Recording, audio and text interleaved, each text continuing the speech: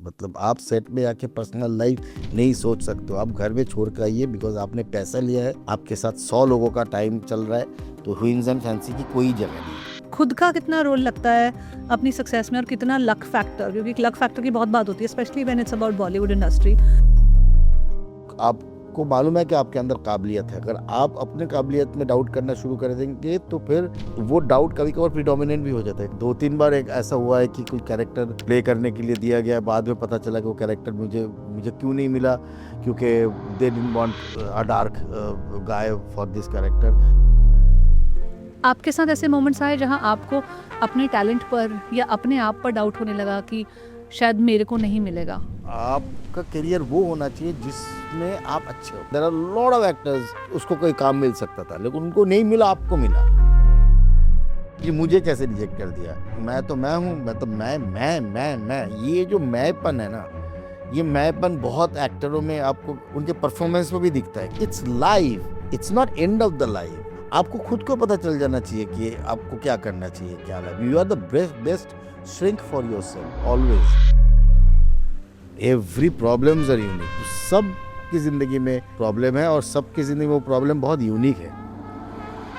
अब मुझे कोई याद रखे या ना रखे, लेकिन अब तक 56 एक कल्ट फिल्म थी उस टाइम।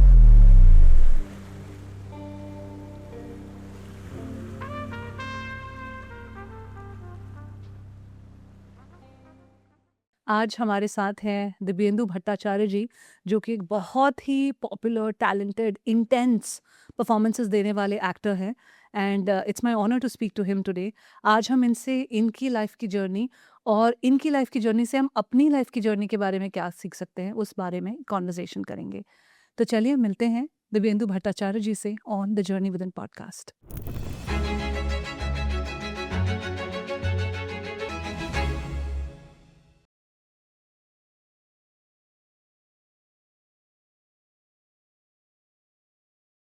नमस्कार दिव्येंदु जी। नमस्कार, नमस्कार शोभा। बहुत खुशी हो रही है आपसे मिलकर, क्योंकि आपको मैं सिनेमा के पर्दे पर बहुत सालों से देखती आई हूँ।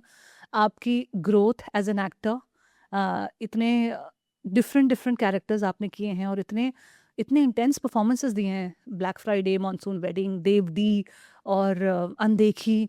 अभी आपने जो रिसेंटली पोचर जो सीरीज़ आपकी अमेजोन प्राइम पे आई है, बहुत ही खूबसूरत परफॉर्मेंसेस आपके। तो आपकी जो जर्नी रही है, वहाँ से मैं कुछ ऐसे लाइफ लेसन्स पिकअप करना चाहती हूँ अपनी ऑडियंसेस के लिए कि जो अपनी लाइफ को वहाँ पे फिट कर पाए। मुझे लगता है जो जो एक एक्टर होता है, जो एंटरटेनमेंट प्रोफेशन में बेसिकली जो लोग काम करते हैं, वो रिजेक्शन को एवरीडे बेसिस पे देखते हैं। यू नो हर दिन आप किसी ना किसी से बात करते हो किसी रोल के लिए या कहीं ऑडिशन पर जाते हो। अगर आप साल में 4 फिल्में कर रहे हो तो मतलब 4 जगह आपकी बात बनी और बाकी जगह अभी नहीं हुआ कुछ। तो you see rejection in every format, everyday basis. आप कैसा देखते हो रिजेक्शंस को? देखिए, रिजेक्शन एक ऐसी चीज़ है, मुझे लगता है कि part and parcel of your life. हाँ, हमारी इंडस्ट्री में रिजेक्शंस तो बहुत देखने को मिलते हैं, बहुत, क्योंकि जो आपने जो कहा बिल्कुल सही है कि जब आप कोई रोल करते हैं तो उस टाइम आप सक्सेस होते हो, जो रोल आप नहीं कर रहे तो उस पे आप रिजेक्टेड हुए होते हो। सो बट क्या हमको नहीं लगता कि हमने ज़िंदगी में बहुत बार रिजेक्शंस झेले। अब बचपन से ही, मतलब कि कभी-कभार टीचर भी आपको रिजेक्ट कर देता है, कभी-कभार कोई आस, किसी चीज़ की आस लेके आप किसी के सामने गए, किसी से कोई बात किए और आपको रिजेक्ट कर दिया, आपको अप्रूव नहीं किया। जैसे कि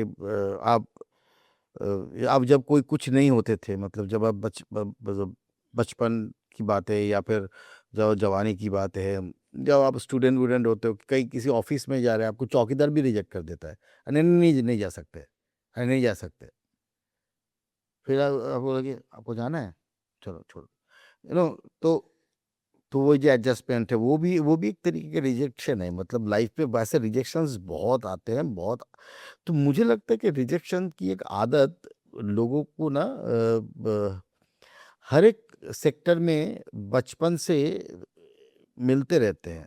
कि आप किसी चीज़ की डिमांड डिमांड कर रहे हैं और पिताजी आपको 4-5 भाइयों के बीच में आपको आपने बोला कि उसको तो क्यों लेके दिए खरीद के, मुझे क्यों नहीं लेके दे रहे। नहीं अभी नहीं है, अभी वो पैसा नहीं है, उसको लेके दे दिया ना, उसी के साथ शेयर कर ले। तो वो भी एक रिजेक्शन है, मतलब वो भी डिनायल है, मतलब ना कि रिजेक्शन मतलब somebody is denying your credibility और योर वांट और समथिंग लाइक दैट ना। तो रिजेक्शन एक ऐसा चीज़ है जो बहुत होते रहते लाइफ में। लेकिन एट द सेम टाइम जब अब ये लाइफ के रिजेक्शन छोड़ के जब सिनेमा के रिजेक्शन के बारे में बात करें हम, तो आपको ये लगता है कि यार ठीक है, मतलब part and parcel of life, मतलब every role is not for me और मुझे ही लेना पड़ेगा, इसमें ज़रूरी नहीं है। ये बाद में रेट्रोस्पेक्ट में आपको शुरू शुरू में बुरा भी लगता है, ऑफ कोर्स बुरा लगेगा, क्योंकि आप किसी रेस के लिए भाग रहे हैं और आपको मालूम है कि कि आप इस रेस में फर्स्ट आ सकते हैं और आ रहे हैं, और आपको निकाल दिया जाए, उस रेस से ही निकाल दिया जाए, तो आपको ऑटोमेटिकली बुरा लगेगा। जैसे बिकॉज अगर बेंच में अगर बैठे हैं आप, क्रिकेट मैच में गए हैं और फुटबॉल मैच में बेंच में बैठे हुए, आपको खेलने ही ना दिया जाए, तो फिर अगर नहीं खेलेंगे तो रन कैसे बनेंगे, है ना? तो अगर क्योंकि खेलेंगे तभी तो रन बनेंगे, बिकॉज कल्चर तो कल्चर मतलब क्या, कर्षण है, कृषि है, मतलब कि कल्टीवेशन है। तो अगर आप खोदेंगे नहीं तो फल कैसे निकलेगा? तो ये कंटिन्यूअस प्रोसेस है। तो रिजेक्शन हम झेलते हैं, बहुत बहुत बार झेलते हैं, लेकिन उसके बाद एक उसकी पॉजिटिविटी ये भी होती है कि failure is a pillar of success, like no. So उस तरीके से अगर देखा जाए कि हम हमारी एक आस भी रहती है कि चलो आज तो रिजेक्ट किया, कल नहीं करेंगे, कि मैं इक्वली। सर, मैं ये सवाल आपसे इसलिए भी पूछ रही थी क्योंकि जो यूथ हमारे पॉडकास्ट को देखता है, जितने भी लोग देखते हैं, हम अगर 2-3 जॉब इंटरव्यूज़ में लगातार रिजेक्ट हो जाएँ या 2-3 रिलेशनशिप्स में लगातार रिजेक्ट हो जाएँ, तो सेल्फ एस्टीम पर, सेल्फ कॉन्फिडेंस पर, सेल्फ बिलीफ पर बहुत ज़्यादा चोट पहुँचती है और ऐसा लगता है कि अब तो मेरा कुछ नहीं होगा। आपको अपने काबिलियत पर, अपनी टैलेंट पर, अपनी कैपेसिटी, कैपेबिलिटीज़ पे बहुत डाउट होने लगता है। तो समबडी लाइक यू, जो इतने सालों से, जिसने बंगाली फ़िल्मों से शुरुआत की, वहाँ से अपने करियर को इवॉल्व किया, धीरे-धीरे बॉलीवुड में आए, कुछ कैरेक्टर रोल्स किए, फिर आप बहुत मेन रोल्स के कैरेक्टर्स भी प्ले करते हो। तो it's been a long journey for you और इतनी लंबी जर्नी में आई एम श्योर रिजेक्शंस, हम तो 2-3-4 बार में बहुत हताश हो जाते हैं, बहुत डिप्लीट हो जाते हैं। बट इतने सारे रिजेक्शंस को देख के आपका क्या पर्सपेक्टिव बनता है और आप कैसे देखते हो आज की डेट में इसको? वही मैं कह रहा था कि मतलब आपको हर रोज जो रिजेक्शन मिलता है, उसके बाद आपको ये रियलाइज करने की जरूरत होती है कि it is not the end of the life. It is not the end of the life, क्योंकि आपको मालूम है कि आपके अंदर काबिलियत है। अगर आप अपनी काबिलियत में डाउट करना शुरू कर देंगे, तो फिर वो डाउट कभी कभार प्रिडोमिनेंट भी हो जाता है, कभी करेक्ट। कभी डाउट कभी कभार हावी भी हो जाता है। एक टाइम में जाके लगता है कि I am of no use, मुझे आपके साथ कभी सचमुच मेरे साथ, मेरे में काबिलियत नहीं है। तो यही जो है, ये एक आपको एक एक क्या बोलते हैं, एक शैडो में धकेल देने वाली एक आदत है, जो कि मैं बिलीव नहीं करता हूँ, क्योंकि मैं हमेशा ये बिलीव करता हूँ कि रिजेक्शन है तो it's a part and parcel of life. मतलब आगे आगे भी जिंदगी है, और this is not everything, and I have a bigger bigger life to deal with. मेरे घर में मेरे बीवी बच्चे हैं, मेरे माता जी पिताजी है, मेरे बहन है, मेरे दोस्त है, बिरादरी है, सबके साथ में मेरी जिंदगी चल रही है। तो मतलब तो I need to be sorted, and उस बोलते हैं ना, म्यूजिक में सम पे रहना है। जो सम पे अगर आप रहेंगे, तो आप आरोह पे भी जा सकते, अवरोह पे भी जा सकते हैं, तो लेकिन वो सम पे रहना बहुत जरूरी है। तो आपको हमेशा न्यूट्रल, तटस्थ तटस्थ पोजीशन में रहना चाहिए कि चीज़ों को लेके, क्योंकि ये एक सुनने में लगता है कि ज़ेन फिलोसॉफी है, पर ज़ेन फिलोसॉफी है नहीं। मतलब कोई भी चीज़ आपको इतनी प्रभावित क्यों करेगा? क्योंकि रिजेक्शन तो पार्ट ऑफ द लाइफ है ना, मतलब ऐसे, मतलब फिर आप रिजेक्शन को जब ले नहीं पाते, तो दैट इज अ प्रॉब्लम, कि there is a problem then, because because अगर आप इसको स्पोर्ट्स में देखिए, अगर एक टीम जीतता है, एक टीम हारता है, तो जो टीम हारता है वो क्या नेक्स्ट मैच नहीं खेलेगा? अगर मैं लगातार 10 मैच खेला, अगर मैं, एक ऐसा टीम है जो आईपीएल में अभी तक कोई जीता नहीं है, तो क्या आईपीएल खेलना छोड़ देगा, कि उसकी उम्मीद ही खत्म हो जाएगी? ऐसा तो नहीं होता ना। तो उम्मीद को बेसिकली बनाए रखना चाहिए और पड़ता है। Of course, because life is a continuous being, ये तो चलता ही रहता है सर ना। आजकल क्या हो रहा है ना, लोग बहुत जल्दी होपलेस हो जा रहे हैं, जल्दी भी और शायद ज़्यादा भी होपलेस हो जाते हैं। लगता है कि this is the end of the tunnel for me. जब आप कंटिन्यूअसली किसी फील्ड में, किसी क्षेत्र में लाइफ के रिजेक्ट होते रहते हैं, तो आपको लगता है कि यहाँ कोई होप नहीं है। एंड आजकल बहुत सारे mental health, emotional health issues का one of the reasons is this. मैं अभी किन्हीं से बात भी करी थी और वो बता रहे थे कि मेरे 3 ब्रेकअप हो गए हैं 3 साल में। तो मतलब शायद आई am not a fit for a relationship. कई लोगों के वर्ल्ड व्यू अलग तरीके से शिफ्ट हो जाते हैं, अपनी लाइफ की ट्रैजेक्टरी पूरी शिफ्ट कर लेते हैं उस वर्ल्ड व्यू की वजह से। तो आपके एक्सपीरियंसेस को सुनकर थोड़ा एक हिम्मत मिलती है, एक होप मिलती है कि हाँ, that you should stay on the path. Yes of course, but आपके साथ ऐसे मोमेंट्स आए जहाँ आपको अपने टैलेंट पर या अपने आप पर डाउट होने लगा कि शायद मेरे को नहीं मिलेगा? नहीं, ये डाउट कभी कभार आपके अंदर आता है, पर उसको मैंने प्रिडोमिनेंटली कभी हावी होने नहीं दिया लाइफ में। तो उस टाइम पे आप क्या करते हो जब आपको सेल्फ डाउट आता है कि नहीं हो सेल्फ रहा है? डाउट कभी नहीं आया, मतलब हम लोग को ऐसा लगा कि कि क्या हो रहा है, कुछ अभी काम नहीं मिल रहा है, तो मुझे लगता है कि काम मिलेगा, लेकिन मुझे मुझे शिद्दत से इधर ही रहना है। और मेरे बीवी बच्चे सब इधर ही है, और मेरे बच्चे स्कूल स्कूल में इधर कॉलेज में जाते हैं, स्कूल में जाते हैं, तो मैं सब कुछ छोड़ छाड़ के तो जा नहीं सकता कहीं। तो मैं क्या करता हूँ, मैं खाना बना लेता हूँ घर में। तो मतलब मैं अपने आप को बिजी रखने वाली बात होती है ना। आप जिस चीज़ में आप अच्छे हो, जिस चीज़ में आपको अच्छा लगता है, बिकॉज वो भी एक end of the day performance है ना। कि अगर आप अच्छा खाना बनाया, लोगों ने आप घर में तारीफ किया, अरे खाना बहुत अच्छा बनाया, तो वो भी आपको एंड ऑफ द डे आपका तो परफॉर्मेंस मतलब खाना तो अच्छा बनाते हो आप। परफॉर्मेंस को सेटिस्फाई करता है। मतलब व्हाट एवर इट इज, अगर मतलब गणपति में कुछ आर्ट वर्क करना हो, घर में कोई किसी का जन्मदिन है और घर में जन्मदिन हो रहा है बच्चे का, तो उसका आर्ट वर्क करना है, तो आप उसमें बिजी हो जाइए। There are like you can do lot of thing. Like वही तो मैं कह रहा हूँ कि जिंदगी में अब इस चीज को अगर बहुत ज्यादा इम्पोर्टेंस दे देंगे तो मुश्किल है।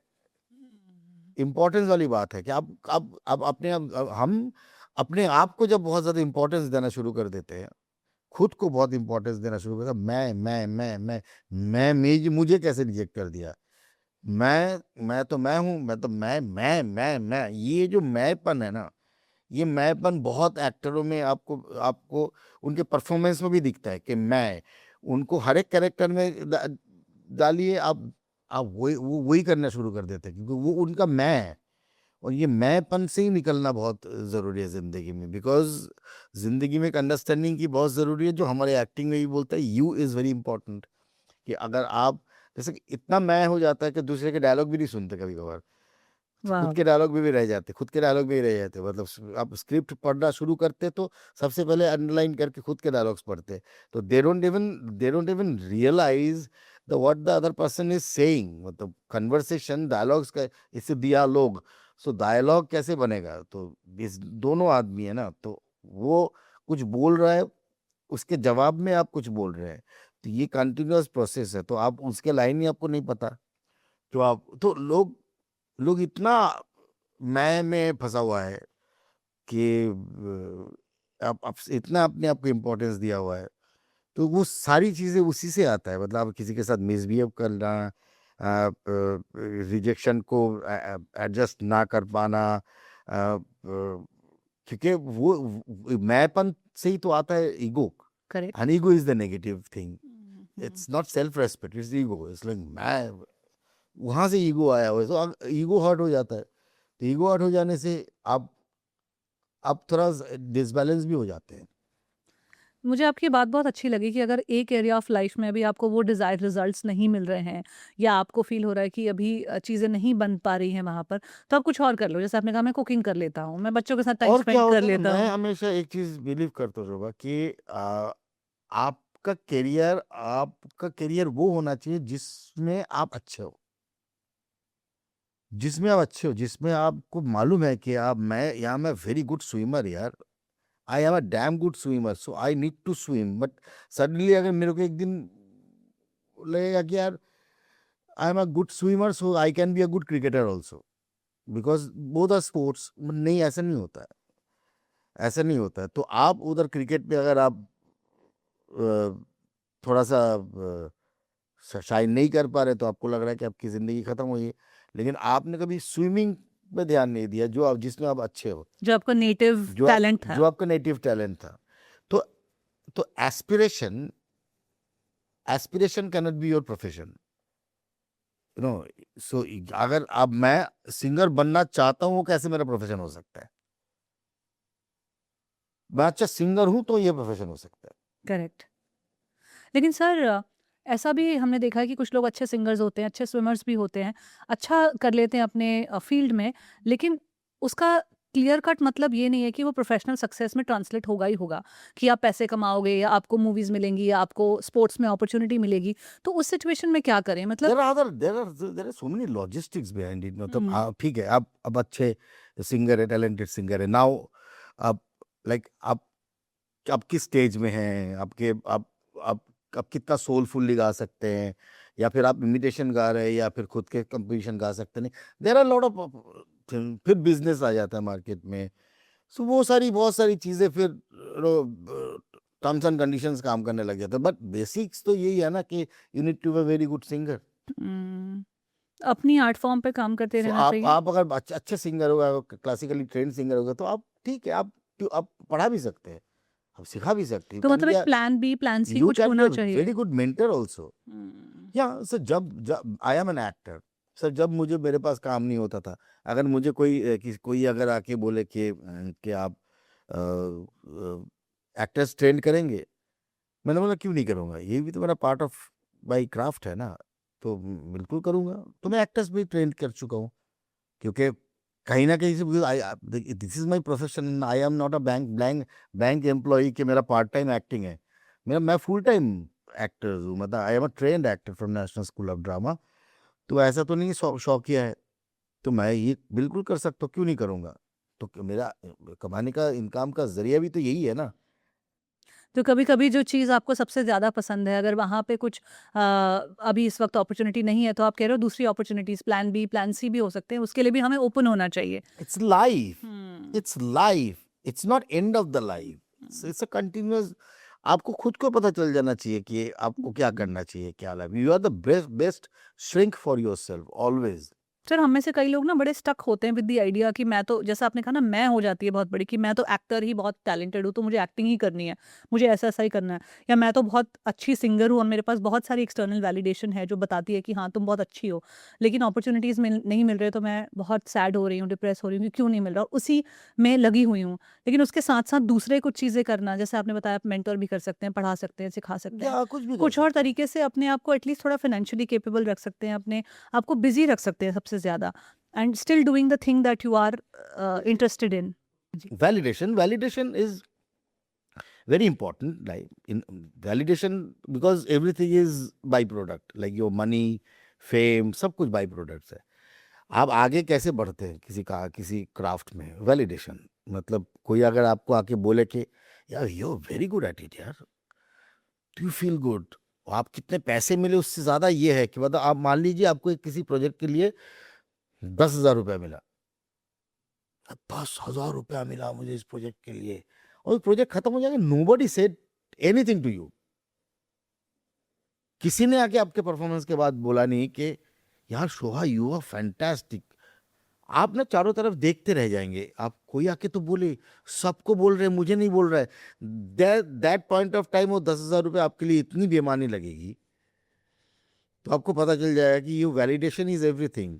मेरे साथ तो खैर पूरी ज़िंदगी ये हुआ है सर, बिकॉज़ मैं होस्ट थी, और आपको पता है होस्ट तो last person to be thanked होता है किसी भी स्टेज पर।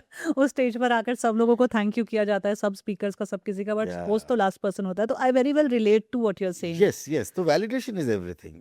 बट उसके भी डिग्रीज है ना, कि पेरेंटल वैलिडेशंस, आप सोसाइटी वैलिडेशन, बिकॉज आपका आर्ट इतना यूनिक हो जाना चाहिए, बिकॉज आज की तारीख में artists and arts are very unique. अगर वो यूनिक ना हो तो it's not saleable, it's not acceptable also. So uniqueness is very important. Sir, uniqueness होती क्या है और कैसे यूनिक बने? मतलब यूनिकनेस वही है कि जो जहाँ आओ, जब एक रोने का सीन है, अगर आपको बोला गया कि रोने का सीन है, या आप रोए, तो आप दिमाग में सोचे कि बच्चन साहब कैसे रो रहे थे, तो मैं वैसे ही रोऊंगा। तो गया आपका यूनिकनेस। वो है यूनिकनेस जो आपको खुद को पता चल जाना चाहिए कि ऐसे सिचुएशन में अगर आप होते तो आप कैसे रोते। यू, ओनली यू, आप कैसे रोते। अपना सबसे ऑथेंटिक वर्जन। अपना authentic version, it is completely you, जो किसी के पास नहीं है, जो क्राफ्ट किसी के पास नहीं है, जो वो इन, because every human being is unique. आपके प्रॉब्लम्स यूनिक है। कोई अगर आपके आके बोलता है कि तू, तेरी क्या लाइफ में प्रॉब्लम है, तेरे से ज़्यादा प्रॉब्लम मेरे हैं, सबसे बड़ा झूठ है वो। क्योंकि ऐसा हो ही नहीं सकता लाइफ में कि आपके प्रॉब्लम से मेरा प्रॉब्लम कमज़ोर है। एवरी प्रॉब्लम्स आर यूनिक, मतलब सबके सब की ज़िंदगी में प्रॉब्लम है, और सबकी ज़िंदगी में वो प्रॉब्लम बहुत यूनिक है, यूनिक लेवल की प्रॉब्लम है। तो आप पेट से जन्मे, माँ के पेट से जन्मे दो जुड़वे भाई अलग होते कैसे होते हैं? वो तो उनका तो सोशियो पॉलिटिकल इकोनॉमिकल बैकग्राउंड दोनों का सेम ही है, वो अलग कैसे होते? वो उसी यूनिकनेस की वजह से होते। उन्हीं उन्हीं फ्रॉइडियन चीज़ों में चले जाए, जो फेलिक फिक्सेशन, एनल फिक्सेशन के टाइम में उन दोनों के बीच में फ़र्क हुआ होगा, है ना? तो जेनेटिक्स के फर्क हो जाते हैं, सारी चीज़ों में बहुत सारे फ़र्क हो जाते हैं। तो वही वही यूनिकनेस जो अगर आप बरकरार रख सकते हैं, और उसी को कंटिन्यूस, उसी की प्रयोग, उसी सतह पे अगर रह सकते हैं, तो और कनेक्टिविटी ऑफ कोर्स, आपका कनेक्शन इतना होना चाहिए कि यू नो, कि shouldn't be Alice in Wonderland all the time, कि आप एक जिंदगी में बस घूम रहे हैं, लेकिन आप किसी का नहीं है, आप किसी के साथ टच भी नहीं है, मतलब किसी के साथ बात नहीं करते। आपको अगर पूछा जाए कि पिछले पिछले 15 साल से तो इस गेट से निकल रहे, इस गेट से घुस रहा है बिल्डिंग में, तो ये पता है गेट में चौकीदार कौन खड़ा है, उसका नाम क्या है? हो सकता है आपको पता ही नहीं। तो ये जो है, ये डिसरूटेड मेंटेलिटी, डिसरूटेड एक एटीट्यूड, वहां से ही आपका पतन शुरू होता है। सर जैसे आप बोल रहे हो यूनिकनेस के बारे में, तो मुझे जो समझ में आ रहा है वो ये है कि हम सब यूनिक हैं, हमें बनना नहीं है बनना नहीं है, हम सब है। उसको बस मेंटेन करना हाँ, है। वो यूनिकनेस दिखाते हुए भी प्रिटेंशन नहीं चाहिए। There should be no pretension in life, because you know के you know it's you, it's very much you. वो आना चाहिए, वो आपके अंदर अगर रहेगा, वो आपके अंदर वो चीज़ें है 24/7, then you are automatically unique. आपके जितने भी बिहेवियर, जितनी भी सारी चीज़ें, वो यूनिक उसी जगह से आता है। उसमें उसमें कोई रंग नहीं चढ़ा हुआ है, यू नो। लेकिन जब किरदार करते हैं, जो किरदार करते हैं, तो वो जो यूनिकनेस है उस किरदार में आ जाना चाहिए, और आप जो जो मैंपन है वो निकल के पीछे चला जाना चाहिए। आपके प्रोसेस के बारे में थोड़ा बताओ सर, कैसे आप किरदारों को निभाते हो? वहाँ कैसे यूनिकनेस लेके आते हो? एक तो आपकी पर्सनल यूनिकनेस है जो Dibyendu Bhattacharya as a human being है, यस। और एक वो कैरेक्टर है, चाहे वो कोई पुलिस का कैरेक्टर है या वो कोई साइंटिस्ट है, आपने रिसेंटली हाँ, रॉकी तो बर्ड्स में तो किया। मैं उधर अपने आप को लेके जाने की कोशिश करता हूँ कि अगर ये आदमी मैं होता, अगर ये आदमी मैं होता, अगर सन 65 में अगर मैं पैदा होता, और मैं हजारीबाग में पैदा होता, अगर मेरे माँ बाप ये होते, तो तो क्या होता। कोई ऐसा रोल जिसने आपको आपके पर्सनल यूनिकनेस को आइडेंटिफाई करने में बहुत मदद की हो, जहाँ आपको लगा हो कि एवरी रोल, बस सारे रोल में अपने पर्सनल आइडेंटिफिकेशन के साथ ही जाता हूँ मैं, क्योंकि मुझे नहीं पता कि आपका आप क्या है, और आपके यूनिकनेस क्या है। जब आपके यूनिकनेस के बारे में मुझे स्क्रिप्ट दिया गया जाएगा, और आपके यूनिकनेस के बारे में जो मुझे लिटरेचर दिया जाएगा, रिसर्च पेपर दिया जाएगा, फिर देन धीरे धीरे मैं अपने आप को उस लाइन में लेके जाने की कोशिश करूँगा, मेरे आइडियाज़, मेरे यूनिकनेस के साथ, मेरे सोशियो पॉलिटिकल इकोनॉमिकल अंडरस्टैंडिंग को जोड़ने की कोशिश करूँगा। आप स्विच कैसे करते हो सर कैरेक्टर्स के बीच में? कोई एक कैरेक्टर है जो बहुत इंटेंस है, दूसरा कैरेक्टर बहुत सॉफ्ट है, तीसरा कैरेक्टर कुछ अलग तरीके से फ्लॉड है, और आप कभी-कभार ये शूट सब एक साथ ही चल रहे होते हैं नो, इस महीने ये चल रहा है या इन 10 दिन में ये, अगले 5 दिन ये। तो स्विच कैसे करते हो? इमोशंस को कैसे आप डिफरेंटली एक तरह से डिपिक्ट करते हो? वो सबके अलग अलग प्रोसेस होते हैं। मेरा बस सिंपल प्रोसेस है, मैं उस जगह पे रहता हूँ कंप्लीटली। और क्या होता है ना कि ये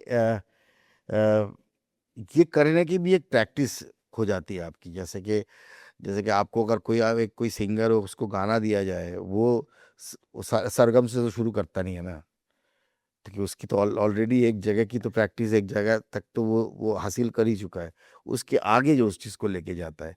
तो अभिनेता भी मतलब ऐसा ही है कि वो उसको मैंने मैंने बहुत सारे किरदार, प्लेज, सब कुछ किया हुआ है। तो अभी कोई भी किरदार जब होता है, because I am a professional actor, I can not afford to do that के मतलब आप कंपार्टमेंटलाइज कैसे करते हो अपनी लाइफ को कि इन 5 दिन के लिए मैं ये हूँ, ये 6 दिन ये हूँ, ये 3 दिन ये हूँ?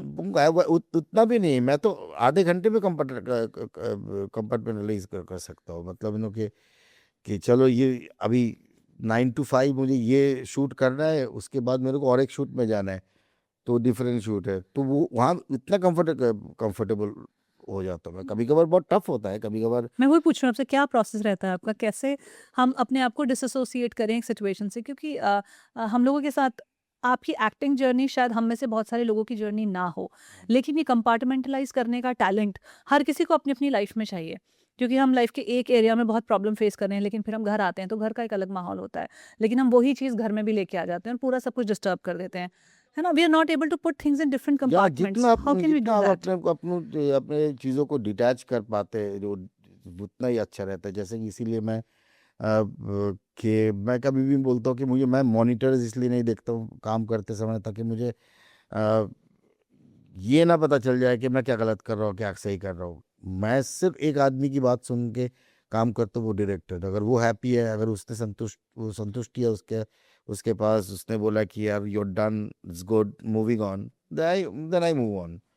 और मैं उधर ही, मतलब अगर मूछे है तो मूछे छोड़ के उधर ही आता हूँ, उधर ही बोलता हूँ कि bye bye, now I am a different human being all together.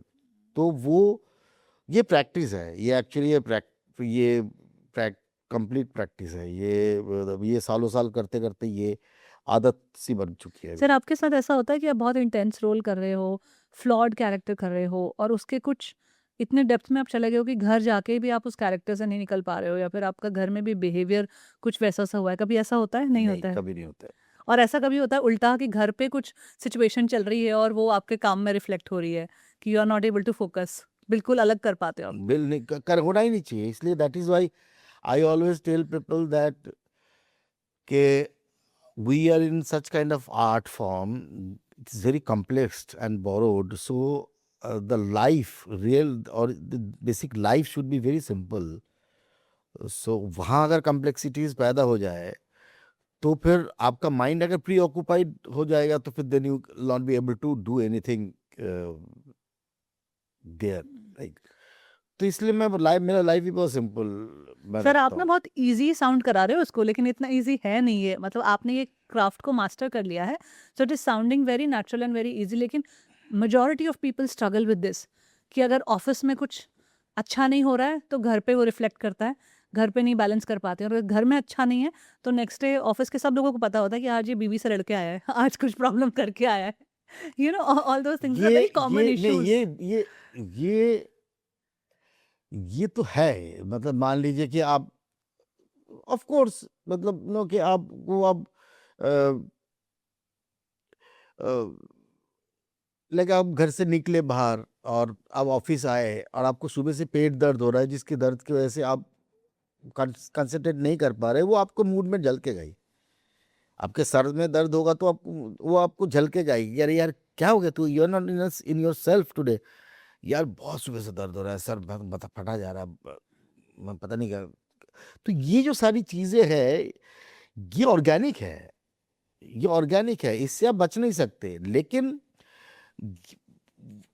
वो बाकी सारी चीजें जो है, जो सोसाइटी ने आपको दिया हुआ है, आपने सोसाइटी से लिया हुआ है, या मतलब आपको, मतलब बुनियादी डिफरेंस है उसमें। एक है आपका शरीर और एक है एक्सटर्नल्स। ये बाह्यिक है ना कि आप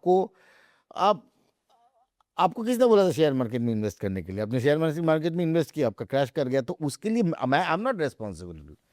so the thing is that आप अपना मूड जो है, उस मूड को रिफ्लेक्ट उधर मत कराइए, because the guy who is talking to you, जो आपके पास आया है, जो ऑफिस में आपके साथ काम करता है, उसके भी लाइफ में बहुत सारे प्रॉब्लम हो सकता है कि उसके पिताजी एजिंग फादर है, उसको लेके हॉस्पिटल जाना पड़ रहा है, ये पड़ रहा है, तेरी बीवी के साथ। अब तुम भी खराब मूड दिखाना चालू करोगे, वो भी अपना खराब मूड दिखाना चालू करोगे, then society will collapse. Correct. So, but you cannot do that na, in the society. So that's why I'm telling you, okay, everybody has bad days. So सबके दिमाग में सबका दिमाग खराब होता है, सबके शरीर. You also have bad days even Yeah, now. everybody has bad days, but you have to manage that bad days. You कैसे have to- करते हो आप मैनेज? जैसे जैसे करना चाहिए वैसे ही, just be there and don't think about it too much. और if you are thinking about it too much, इसका मतलब आप अपने आप को बहुत ज़्यादा इंपॉर्टेंस दे दोगे, तो वही सेम चीज़ है ना कि यार चलो यार ठीक है, अब कुछ और करते चलो. थोड़ा लाइटली लेना पड़ेगा. या मतलब लाइक मेरे मेरे मेरे दादाजी बोला करते कि दोनों काम, मैं बोलता कि यार ये काम कर लिया मैंने, मैं पढ़ा आज बहुत, अभी मैं थक गया, अभी मैं खेलने जा रहा हूँ. मेरे दादाजी बोलते कि don't switch off like that. Exit मत कर इन चीज़ों से, एस्केप मत कर. Change your job. अगर तू पढ़ते पढ़ते थक गया तो लिख ले, कुछ और कर ले, but you shift it like this, कि एस्केप मत कर, एग्जिट मत कर. कि जो काम करना है उसको पूरी तरह से उससे चेकआउट मत करो. पूरी तरह से चेकआउट मत करो, ऑफकोर्स नहीं करो. और दूसरी चीज में जो फिर वरना उस डिस्ट्रैक्शन की इतनी आदत हो हाँ, जाती है. जैसे कि हम मान लीजिए कि हम एक स्क्रिप्ट लिख रहे हैं, 15 दिन हो गए स्क्रिप्ट लिखे, और एक जगह में जाकर आप स्टक हो गए, तो आप उसको छोड़ दीजिए, कुछ और कीजिए, 15 दिन बाद रिविजिट कीजिए, थिंग्स विल ओपन अप, कि रास्ता खुलेगा. सो इसलिए ज़ेन लोग बोलते हैं ना कि ये जब आपके पास कोई रास्ता नहीं दिख रहा है तो just stop, just relax, be there and. आप ज़ेन फिलॉसफी से काफी इंस्पायर्ड हो, पढ़ते रहते हो उसके बारे में? हाँ, ऑफ कोर्स, मतलब no, any philosophy which actually comforts you, it's good for you. Sir आपने रिसेंटली अमेजॉन प्राइम पे जो वेब सीरीज की है पोचर्स, उसके बारे में कुछ बताइए. उसके लिए आपको क्रिटिक्स चॉइस अवार्ड भी मिला. How was it to play that character सबसे पहले तो, और आप अपनी परफॉर्मेंस को आज कैसा रेट करते हो, और उस पूरी सीरीज के बारे में आपका क्या एक्सपीरियंस है? Yeah, Poacher is a fantastic series, a very significant and very poignant series, मतलब of contemporary reality actually. आज के तारीख में देखा जाए, इतना सोशल अवेयरनेस के साथ ये शो बनाया गया है, and it's about the elephant poaching, elephant tusk poaching. It's a huge crisis in today's world. आप लोगों को पता होगा शायद, कुछ दिन पहले द वाइट राइनोज, जो लास्ट राइनोज वो मर गया. अभी पूरे वर्ल्ड में वाइट राइनोज है नहीं अभी. और सो ऐसे करते करते करते करते एक दिन एलिफेंट भी एक्सटिंक्ट हो जाएगा. मतलब देयर आर अभी कुछ 5000 एलिफेंट है ऑल टुगेदर पूरे वर्ल्ड में. पूरे वर्ल्ड में. सो अगर इस तरीके से चलता रहेगा तो ये एलिफेंट भी एक्सटिंक्ट हो जाएगा. हम अपने बच्चे को आगे जाके एलिफेंट की फोटो ही दिखा पाएंगे. टाइगर के साथ भी ऐसा हो रहा है, एंटीलोप्स के साथ भी, वो सबके साथ भी हो रहा है. तो ऐसे सब्जेक्ट के ऊपर ये सीरीज है पोचर. बट पोचर एक डॉक्यूमेंट्री नहीं है. पोचर इज अ थ्रिलर. तो उस कॉन्शियसनेस के साथ जब आप ऐसे शोज बना रहे जो एक थ्रिलर भी है, so it is amazing to watch actually, and it's one of the best series I have watched till अपने डेट. रोल के बारे में बताइए. मेरे रोल जो है एक एक्स रॉ, जो कि अभी फॉरेस्ट डिपार्टमेंट में field officer, as a field officer join किया हुआ है.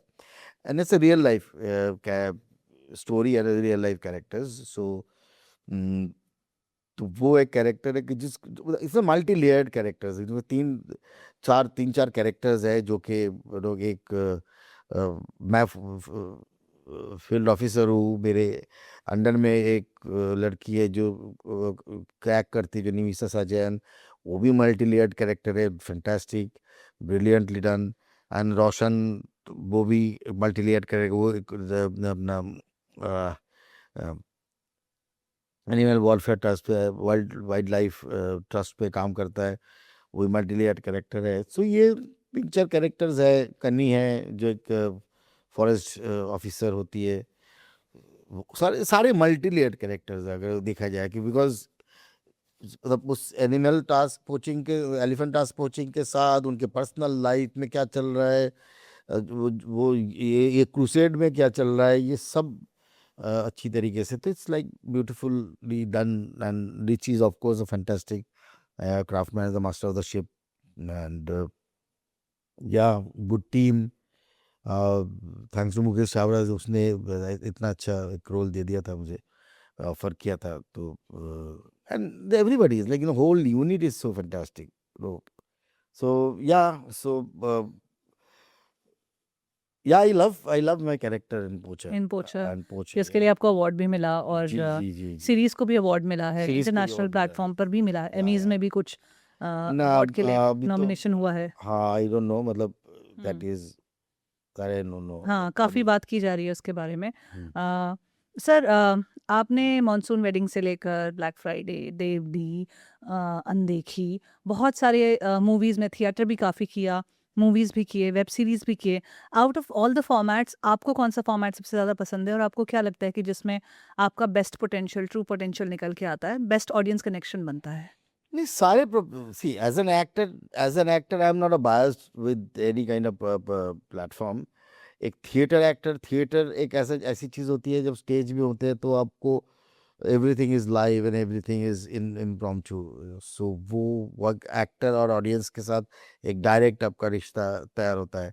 वो भी एक अलग मीडिया है जो मैं इतने साल से करके आया हूँ, तो I am basically I am stage actor, so वो एक अलग मीडिया है।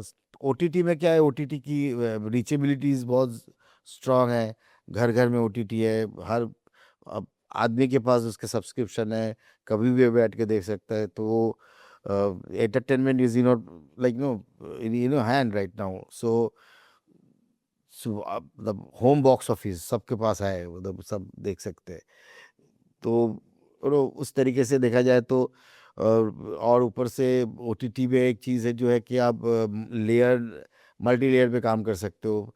एक एक जैसे कि सिनेमा में आपको 1.5 घंटे 2 घंटे की सिनेमा बना सकते हैं, ओटीटी में क्या होता है 4 घंटे का ओटीटी हो सकता है, 5 घंटे का ओटीटी शो हो सकता है, तो आप प्लॉट छोड़ के सब प्लॉट में भी जा सकते हैं, मल्टी लेयर में जा सकते हैं, डिफरेंट कैरेक्टर्स को और भी बढ़ाया जा सकता है, तो वो एक एरिया है जहाँ आपको अ, अपने क्राफ्ट में काम करने का और भी ज़्यादा मौका मिलता है।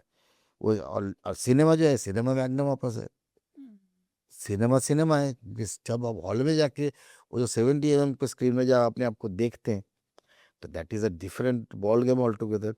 सो both the platforms are unique and fantastic, और मैं तो सारे प्लेटफॉर्म्स में अक्रॉस द वर्ल्ड सारे प्लेटफॉर्म्स में काम करना चाहता हूँ।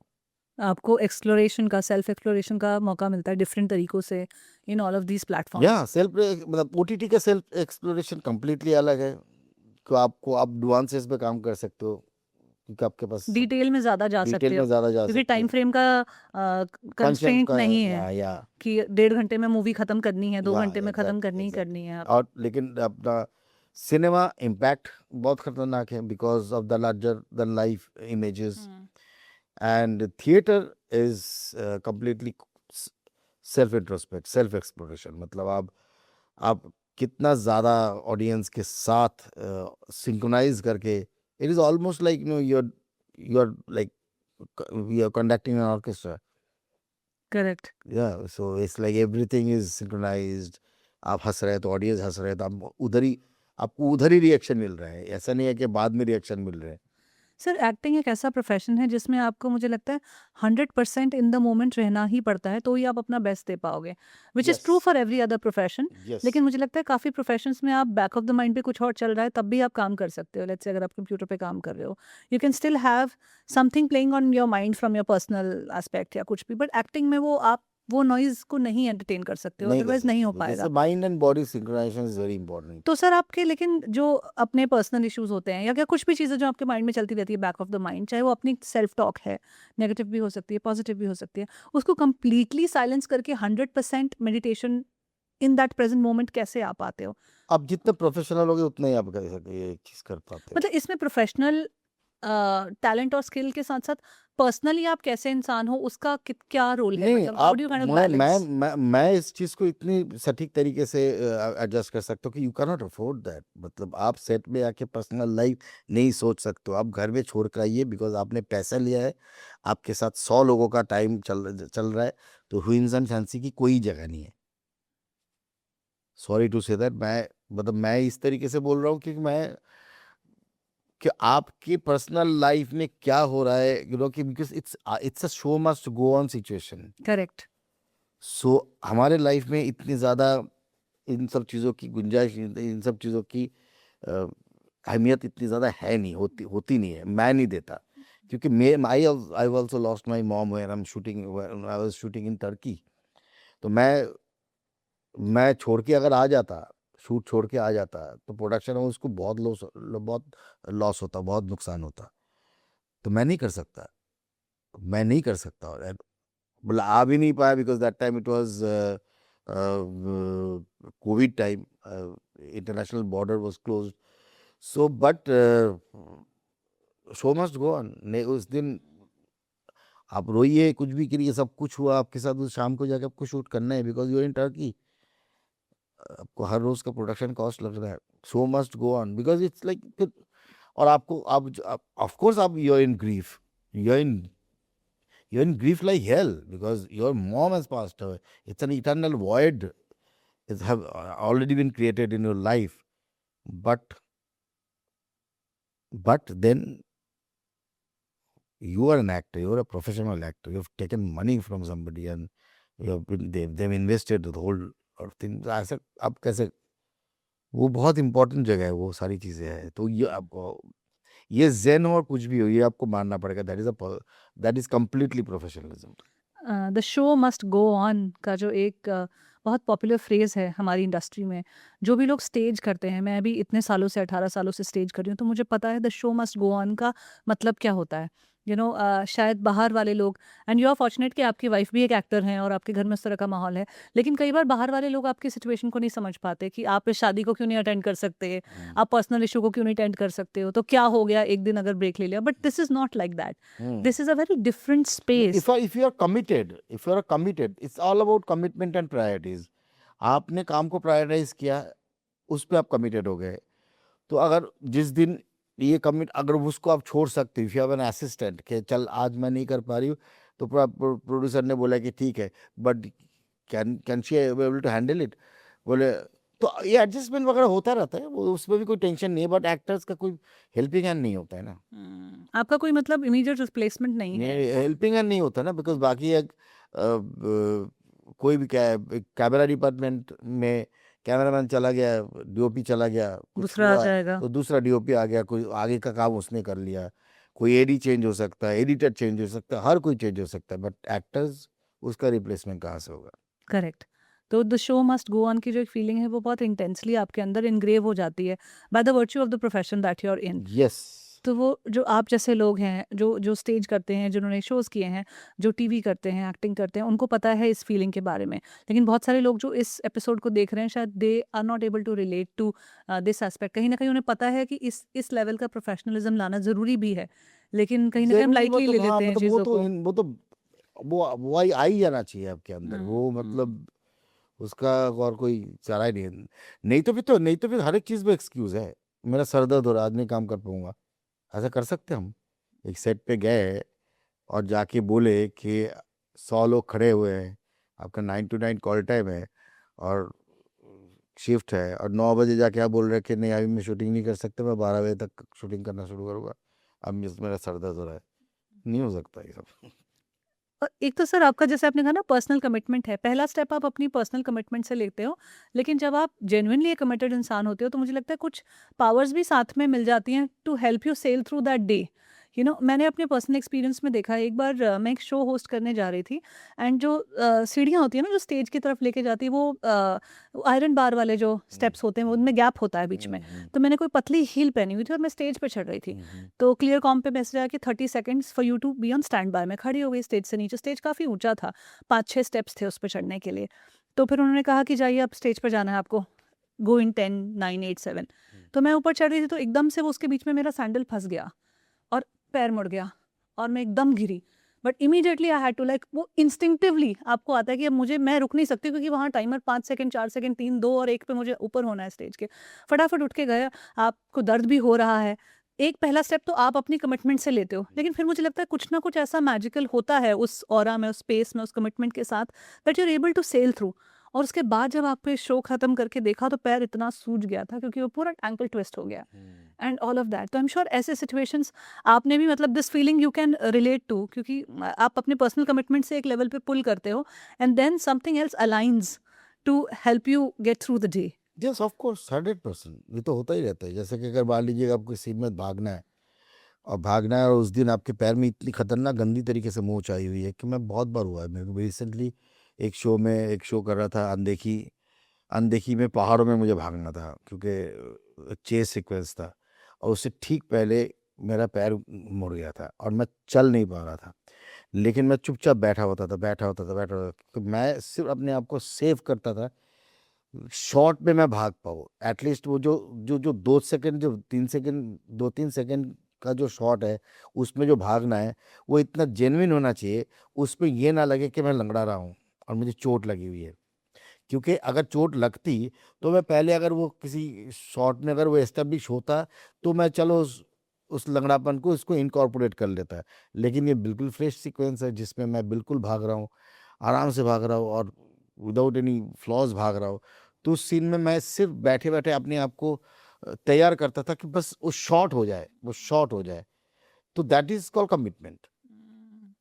Sir, do you believe in God?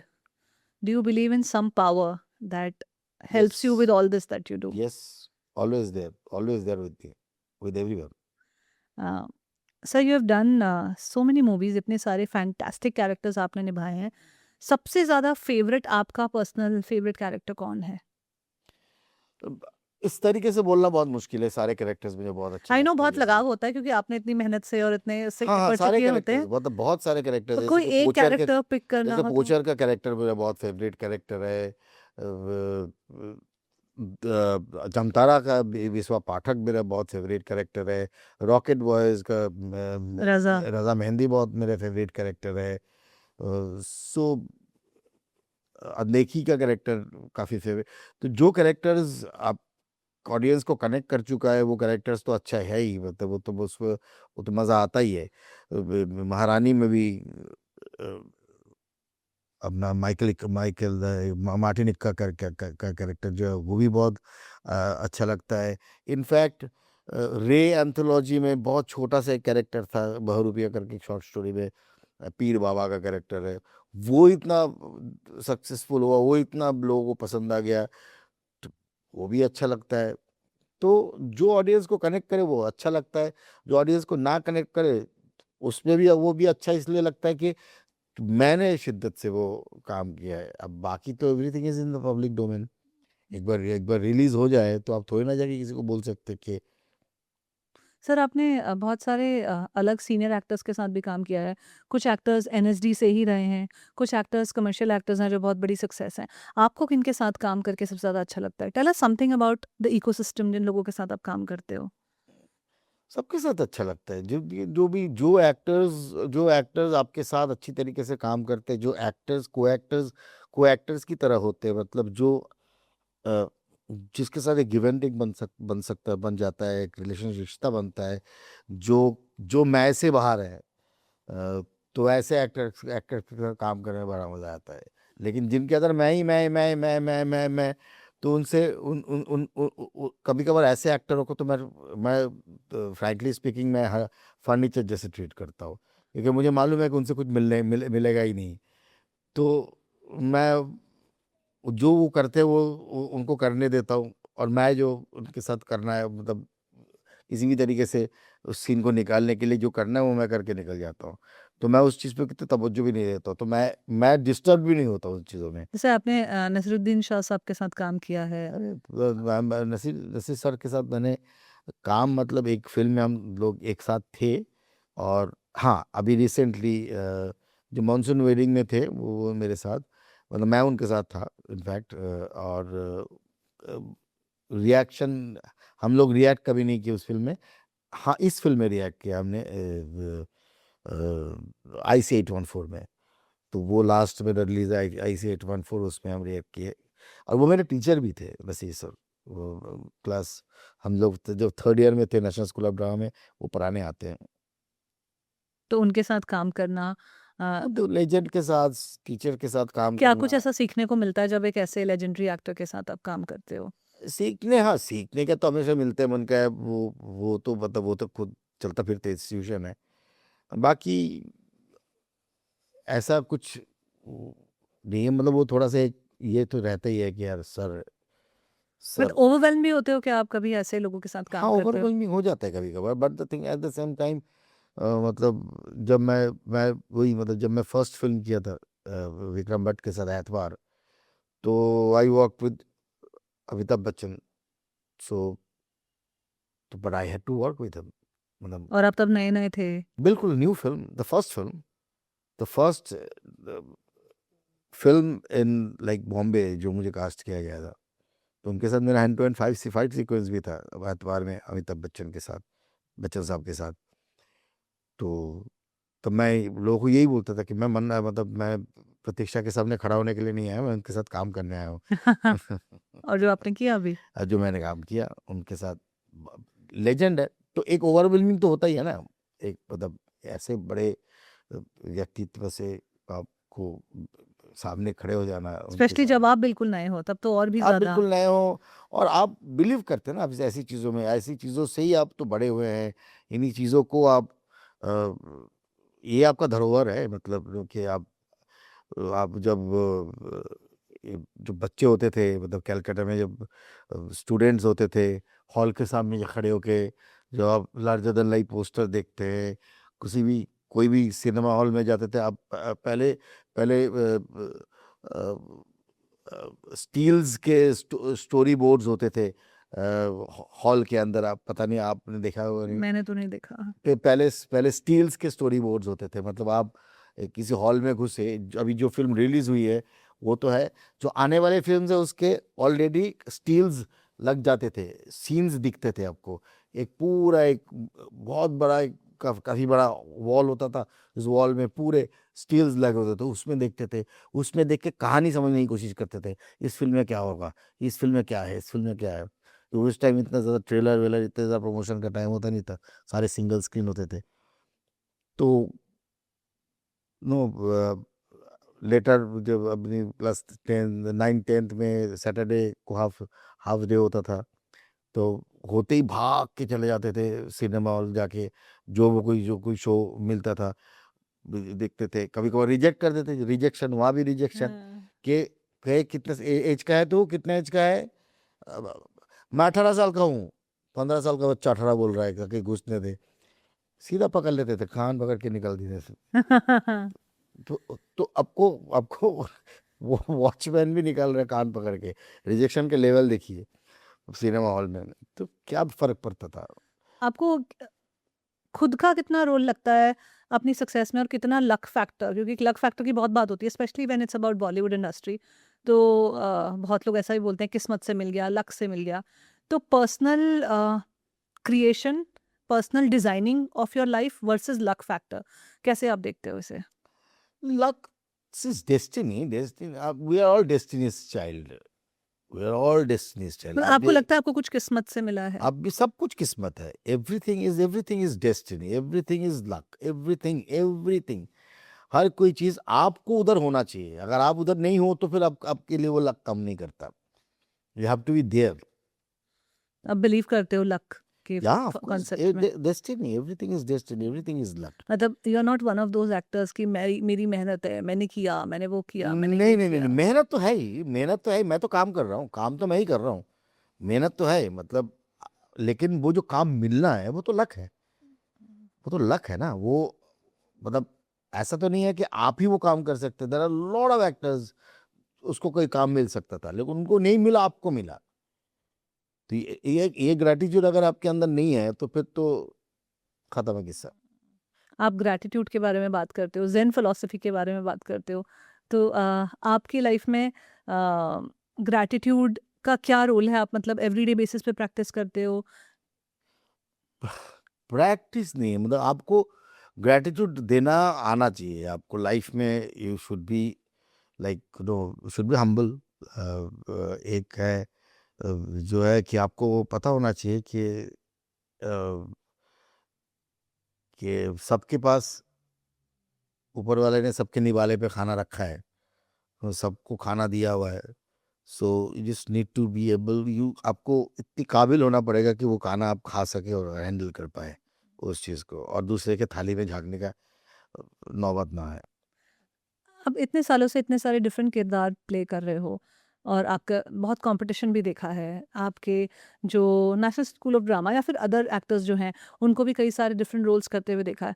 आपको कौन-सा ऐसा ड्रीम रोल लगता है कि यार ये रोल मुझे करना चाहिए या ये करके मुझे बहुत अच्छा लगेगा या मैं इसमें बहुत जस्टिस कर सकता हूँ? सारे रोल्स मतलब सारे रोल्स मतलब ऐसा ऐसा कुछ है नहीं कि जो मैं नहीं करना चाहता हूँ। मैं या क्लासिक्स में करना चाहूँगा, शेक्सपियर में करना चाहूँगा, जो मतलब थिएटर में एक ज़माने में किए थे, उसके बाद रिविज़िट नहीं किया। तो हाँ, देयर आपकी एवरी खुद की जेन्युइन भूख किस चीज़ के लिए है आज की डेट में? क्योंकि आपने रोल्स कर लिए, फेम कमा लिया, पैसे भी कमा रहे हैं, सब कुछ है। बट एक अंदर की जो भूख होती है, वो किस चीज़ के लिए है? अंदर की भूख नहीं, ऐसा ऐसा ऐसा कोई किस रोल के लिए, किस प्लेटफ़ॉर्म के लिए, किस नहीं, स्टेज के लिए? मेरा मेरा भूख ये है कि I should be keep on working actually. मेरा भूख ये है कि मुझे मुझे काम करते रहना चाहिए, क्योंकि काम because you know work is worship. I always believe in that के और I came from Calcutta. You know, I'm born and brought up in Calcutta, and then I was educated from Delhi by National School of Drama and all. तो मैं एक लंबा रास्ता जो है, उस लंबा रास्ता लेके आया हूँ कि मेरा कोई शॉर्टकट नहीं था ज़िंदगी में। तो मैं इतना लंबा रास्ता क्यों क्रॉस किया? तो मैं तो बोरिया बिस्तर उठा के कलकत्ता से ऑल ऑफ अ सडन एक दिन आके बॉम्बे आके बोलते कि चलो मैं हीरो बनने जा रहा हूँ और समथिंग लाइक दैट। नहीं, मेरा ऐसे ऐसे कभी लाइफ थी नहीं। मतलब मैंने कभी ज़िंदगी में ये नहीं सोचा कि मेरा कट टू कट कभी ये था ही नहीं कि मुझे ये करना लाइफ में, ये करना लाइफ में, ये करना लाइफ में, नहीं था कभी भी। एज़ अ बॉर्न किड बचपन में सब कुछ करता था मैं। गाना बजाना, तबला सीखना, तबला बजाना, म्यूज़िक, पेंटिंग, थिएटर करना, लिटरेचर, लिटरेचर, लिटिल मैगज़ीन चलाना। सो हमारा बचपन बिल्कुल डिफरेंट तरीके से था। मतलब sports, youth, too much of sports. तो मतलब डैड ने तो लगभग बोल ही दिया था कि कुछ नहीं हो पाएगा, मतलब ये दिन भर इनको तो पढ़ाई लिखाई से मतलब ही नहीं है, बाकी चीज़ों में सब कुछ करा लो। तो एक दिन स्पोर्ट्स खत्म हो गया लगभग। नो स्पोर्ट, इसके आगे मेरे को समझ में नहीं आ रहा था कि स्पोर्ट्स में और कुछ होगा क्या नहीं। तो ऑल ऑफ अ सडन एक दिन मैंने देखा कि थिएटर मुझे अच्छा लग रहा है, और थिएटर शो करने के बाद मुझे वैलिडेशन मिल रहा है। लोग बोल रहे हैं कि कमाल के एक्टर हो तुम। तब मुझे लगा कि थिएटर भाई कर सकता हूँ, I belong to the stage. Then I realized कि मुझे थोड़ी पढ़ाई करनी चाहिए, फिर इसके बारे में मुझे जानना चाहिए। फिर नेशनल स्कूल ऑफ ड्रामा जाने के लिए you need to be graduated, because it's a post graduate diploma. फिर मैंने ग्रेजुएशन कंप्लीट किया, फिर मैं national school of drama, it's a long way. फिर मैं एनएसडी रेपर्टरी कंपनी। तो इस तरीके से मैं इधर आया हुआ हूँ। तो इट इज इतने शैलो नहीं है मामला, मतलब कि इट्स नॉट कि अपने क्राफ्ट को मतलब पकड़ के आए हैं। हाँ, तो रात मतलब ऐसा रातों रात सब कुछ रातों-रात नहीं, नहीं रातों हुआ। रात कुछ नहीं हुआ, रातों रात कुछ होता भी नहीं है। मैजिक मैजिक तभी हो सकता है कि जब उसका अध्ययन बहुत अच्छी तरीके से किया जा सकता है किसी भी चीज़ का, उसके बाद आता है मैजिक। लेकिन बेसिक बेसिक में ही मैजिक नहीं होता है। मुझे लगता है जो रातों-रात सक्सेस हो भी जाती है, वो बहुत सस्टेनेबल नहीं होती है बहुत लोगों के लिए। मतलब हाँ, मतलब कई लोग ओवरनाइट स्टार्स बन जाते हैं, फिर लेकिन 2, 4, 5 साल बाद आपको नज़र नहीं आते हैं या बहुत बड़ी सक्सेस देख लेते हैं, लेकिन कुछ टाइम बाद वो बैकअप नहीं कर पाते हैं उस सक्सेस को। एग्जैक्टली वो एंड प्रोफाउंड नहीं हो पाता है। वो सिर्फ एक्टिंग फील्ड में नहीं है सर, बहुत सारे अलग फील्ड्स में भी है कि एकदम से आपका सिक्का किसी चीज़ में चल जाता है तो ज़रूरी नहीं है कि उसको आप सस्टेन करने का एक जो स्किल सेट है वो अलग स्किल सेट होता है और जो आप कह रहे हो आप टाइम के साथ होन करते हुए हो। सर आपके फिजिकल अपीयरेंस के बारे में मैं एक इंटरव्यू देख रही थी जिसमें आपने कहा कि स्टीरियोटाइप कर देते हैं लोगों को फिजिकल अपीयरेंस के बेसिस पे। तो आप जब बॉम्बे आए यहाँ पे इतने सारे लोग और ज़्यादातर लोग हीरो बनना चाहते हैं, एक सर्टेन तरीके से अपने आप को ग्रूम रखते हैं, मेंटेन रखते हैं। तो आप उस स्पेस में अपने आप को कहाँ देखते थे, और आपने किस तरह के से चुना अपनी लाइफ को, अपनी जर्नी को? मैंने कभी कुछ चुना नहीं है, मतलब जैसा था, जैसा रहा, वैसे ही होने दिया। मतलब मैं जैसा हूँ, मैं अपने आप को बदल नहीं सकता हूँ, ना तो मैं अपना कलर बदलना चाहता हूँ, ना तो लेकिन मैं। इस इंडस्ट्री में सर एक्सटर्नल वैलिडेशन का इतना रोल है, और कोई भी आप पे कमेंट कर सकता है। अगर आपकी एक पिक्चर या आपका एक ऑडिशन 100 लोगों ने देखा है, तो 100 लोग अपनी राय देने के लिए एंटाइटल्ड हैं और कुछ भी राय दे सकते हैं। कोई आपके कॉम्प्लेक्शन पे कह सकता है, कोई हाइट पे कह सकता है, कोई आवाज़ पे, कह सकता है, कोई स्किल के बारे में बात कर सकता है। स्किल से पहले मुझे लगता है लोग एक्सटर्नल, पर्सनल, फिजिकल अपीयरेंस, इस सब पे ज़्यादा कमेंट्स करते हैं। तो आप इन चीज़ों को कैसे लेते थे उस टाइम पर? नहीं, नहीं, ऐसा इतना ज़्यादा भी कभी कोई कमेंट्स नहीं किए गए। मतलब 2-3 बार एक ऐसा हुआ है कि कोई कैरेक्टर प्ले करने के लिए दिया गया, बाद में पता चला कि वो कैरेक्टर मुझे मुझे क्यों नहीं मिला, क्योंकि they didn't want a dark guy for this character. तो वेल एनफ, मतलब मुझे इतनी ज़्यादा मुझे एक सी दुःख, मतलब उस चीज़ पे दुःख कैसे हो सकता है कि जिस जिस दुःख पे जिस पे आपका कोई हाथ ही नहीं है। You can not be sad about those things that पर ओके। आपने अपने आप को 100% एक्सेप्ट डे 1 से कर लिया था कि या ऑफ कोर्स। कि मेरी जर्नी एक सर्टेन तरीके के लोगों से अलग होने वाली है, क्योंकि मैं एक सर्टेन तरीके के रोल कर पाऊँगा या नहीं कर ये तो पाऊँगा। हर किसी के साथ ही है, हर किसी के साथ है। मतलब एक मतलब हर हर क्योंकि वो सिनेमा आपको खास करके जिस सिनेमा के साथ ट्रेड इन डिपेंड करता है, जिस सिनेमा में बिजनेस इतना ज़्यादा स्ट्रांग है, जो मेन स्ट्रीम कमर्शियल सिनेमा, वहाँ तो it's not only art, art बहुत दूर की बात हो जाती है ना, it's all commerce, it's called trade. So वहाँ कभी-कभार एक्टर का क्या विसात है, कभी-कभार तो मतलब दे don't need a script also, तो वो तो स्क्रिप्ट बिना स्क्रिप्ट के भी काम करते थे कि one liner, they don't need a writer also, they don't need some dialogue writer. कोई एक आदमी होता था जो फॉरेन फिल्म को कॉपी करके लिख के दे देता था।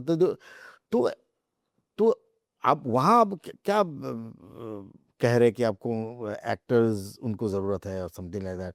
ऐसा स्टेज था जब एनएसडी और एनएफडीसी क्या होती है वो भी लोगों को नहीं पता होता था। कि जब मैं आया किसी कंपनी में गया, बोलेंगे और ये नीचे से बताया कि एनएसडी से बोलिए कि दिव्येंदु अटल है। तो फ़ोन करके बोले एनएफडीसी से कोई आया है। तो आप तो आप देखिए ना, आप कैसे कैसे लोगों के साथ आप डील कर रहे हैं। तो उन सब चीज़ों के बारे में आपको इतना सोचना ही नहीं है कि आपको मालूम है कि जिस तरीके से रोल आपको मिलेगा उस तरीके से रोल आप करेंगे, बट उसमें आप 100% देंगे, that is your commitment. But तो उसमें आपका कोई हाथ तो नहीं है ना कि आप पेड़ों के इर्द-गिर्द घूम रहे हैं या नहीं घूम रहे। आप मतलब वो आपका कभी प्रेफ़रेंस नहीं था कि मुझे हीरो ही बनना है, या मैं अपने नहीं, आप नहीं, को नहीं, एज़ अ हीरो मुझे देखता मुझे हूँ? हीरो मुझे मैं हीरो नहीं बनना। हीरो हीरो मुझे पता नहीं, हीरो का कांसेप्ट, जो हीरो का कांसेप्ट है उस कांसेप्ट में मैं जाता ही नहीं हूँ। जो हीरो है, मैं एक लीड कैरेक्टर कर चुका हूँ, लीड कैरेक्टर करता हूँ। मैं लीड कैरेक्टर करना हमेशा चाहता हूँ। हुँ। जो पिक्चर का लीड कैरेक्टर, तो लीड कैरेक्टर अगर हीरो है तो हीरो है। अगर लीड कैरेक्टर अगर हीरो नहीं है तो हीरो नहीं है। बट वो it should be the substantial significant. Lead और मेन लीड। वो तो हर कोई करना चाहेगा, वो एक एक्टर करना ही चाहेगा कि पूरी पिक्चर मेरे कंधे पे हो। नो कि I should be the flag लेकिन जो bearer of the typical film. Hero की इमेज है बॉलीवुड में स्पेशली, कि एक लीड एक्ट्रेस होगी, उनके साथ रोमांस होगा, कुछ स्टोरी होगी, कुछ वो तो हीरोइज़्म होगा, कुछ वो तो स्टंट्स वो होंगे। तो वो तो एक quote unquote it's a different kind of genre film. But आर मतलब जिस फिल्मों के बारे में मैं बात कर रहा हूँ और जिस जो चीज़ मैं सोच के आया हुआ था कि मुझे 100% मालूम ही था कि मैं ये नहीं कभी कर सकता। जैसे आपने मुझे नसीर लेगा साहब भी की नहीं। बात की। कितना, करेक्ट। क्योंकि जितना स्टेक में लगा हुआ है उनका, उतना स्टेक मेरा मेरा है नहीं ना। I am not from that background, और I don't carry that aura और पर्सनालिटी। अब हाँ, एक ज़माने में मेरे भी 6 पैक्स थे जब मैं फुटबॉल खेलता था। लेकिन उसके बाद I didn't care about it, कि चलो यार, अब जिस तरीके से मैं हूँ उस तरीके से मुझे किरदार मिलना चाहिए, तो वही मिलता है। I am happy about it. Beautiful, and you have made a lot of people happy with your work. बहुत सारे, दैट्स एक दैट्स लार्ज ऑडियंस को। सब that's also the greatness of the audience and great like. और एक film जब हम करते हैं और जो काम करते हैं, तो उसमें सबसे पहले तो राइटर्स, कैरेक्टर्स जैसे जिस तरीके से लिखा जा रहा है, डायरेक्शन, तो सारी चीज़ें बहुत अहमियत रखती है। मतलब न कि कभी-कभार एक्टर तो वही होता है कि कहा जाता है कि एक्टर तो वही होता है कि आप कितना करा पाते हो उससे। जैसा मैं आपसे शुरू में भी कह रही थी सर ऑफ कैमरा कि कुछ लोग ऐसे होते हैं जिनकी जो आईज़ में ना बहुत ज़्यादा डेप्थ होती है। मैं एक बार इरफ़ान खान सर के साथ एक इवेंट हम लोग कर रहे थे किसी कॉर्पोरेट के लिए, वहाँ पे वो स्पीकर थे और हमारा कुछ फायरसाइड चैट हुँ। इस तरह से स्टेज पे था। एक उनकी आँखों में जो एक डेप्थ थी और एक मैं अभी आपको देख रही हूँ अप क्लोज़ और हम बात कर रहे हैं, तो मुझे मुझे बहुत ऐसे एक नॉस्टैल्जिया जैसा भी हो रहा है इस वक़्त पे कि जो एक टैलेंटेड एक्टर होता है और जो एक मंझा हुआ खिलाड़ी होता है, उसके हाव-भाव, पर्सनैलिटी वो सिर्फ़ आपका स्किल नहीं रह जाता है जो आपको आता है, वो आपके हर एक चीज़ में घुस जाता है ना, आपके फेशियल एक्सप्रेशंस में चला जाता है, आपके आँखों की बनावट, हाव-भाव, उठने-बैठने के तरीके, हर चीज़ में वो रिफ्लेक्ट होने लगता है।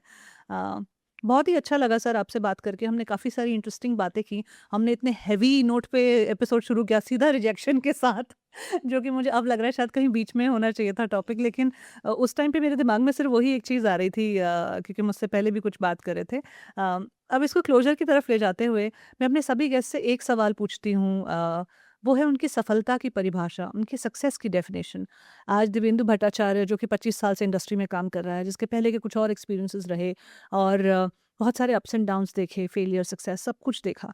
आज आप सक्सेस को कैसे देखते हो? कैसे डिफ़ाइन करते हो? यार आज सक्सेस इज़ अ वेग कांसेप्ट। तो सक्सेस, सफलता, मैं हमेशा यही पूछता रहता हूँ, लोगों से भी पूछता रहता हूँ कि सफलता मतलब क्या है? किस चीज़ को आप सफलता कहते हैं? मतलब अ, आपका गाड़ी होना, घर होना, क्या हो रहा है मतलब? कहाँ तक सफल है मतलब आप किस सफलता के भी ग्रेडेड होते हैं कि कौन सा ग्रेड है सफलता के, कौन से ग्रेड में बिलोंग करते हैं। तो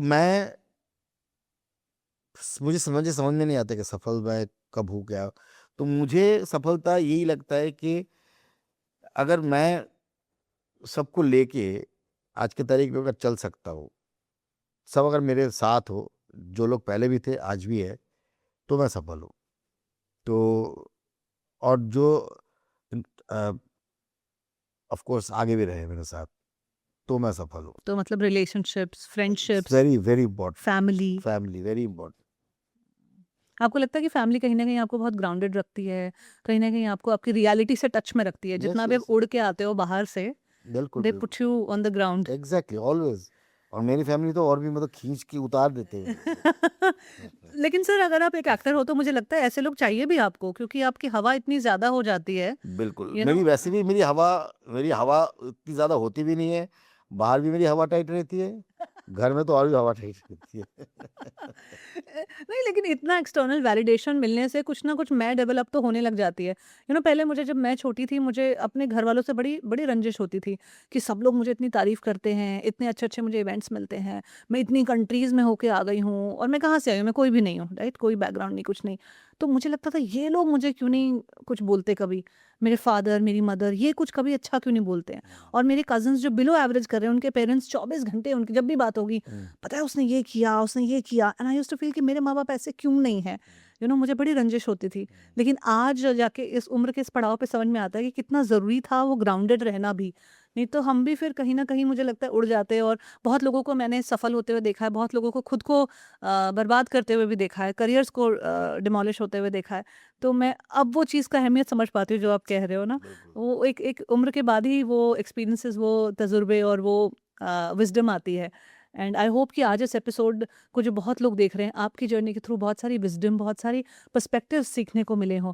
जैसे आपने फेलियर्स के बारे में बात की, रिजेक्शन के बारे में बात की। लाइफ में रोज़ ये देखना कि मैं कहाँ-कहाँ रिजेक्ट हो रहा हूँ, वहाँ से भी पर्सपेक्टिव बिल्ड करना बहुत ज़रूरी है। या क्योंकि हमें लगता है सिर्फ मैं नौकरी में रिजेक्ट हुआ हूँ, सिर्फ मैं रिलेशनशिप में रिजेक्ट हुआ हूँ, सिर्फ मैं फ्रेंडशिप में रिजेक्ट हुआ हूँ। लेकिन आप देखो तो जेनुइनली आप घर में पेरेंट्स के साथ छोटी-छोटी इच्छाओं से लेकर सब कहाँ-कहाँ जगह रिजेक्ट भैया होते हैं। There are lot of rejections in life, there are lot of rejections that is why आपका पर्सनैलिटी वैसे ही तो डेवलप करना शुरू कर देता है कि यार आप इस रिजेक्शन को पॉजिटिवली लेंगे और इस रिजेक्शन के बोझ तले दब जाएँगे। Correct.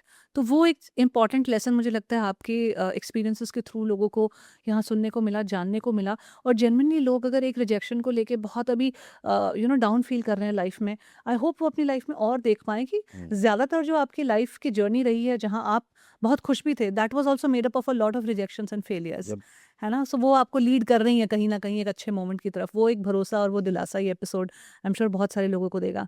Thank you so much sir for coming on the podcast, talking to me. Thank you so much, Shiva. Thank you so much, God bless you. Thank you.